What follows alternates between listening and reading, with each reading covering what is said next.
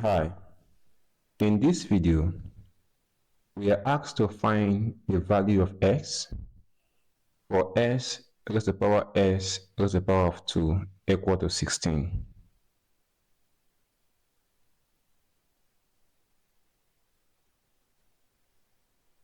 So, we are given that x raised to the power of x raised to the power of 2 is equal to 16. But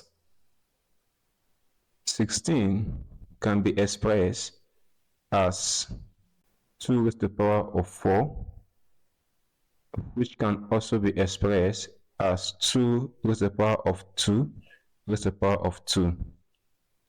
So we can have it that x raised to the power of s raised to the power of 2 is equal to 2 raised to the power of 2 raised to the power of 2.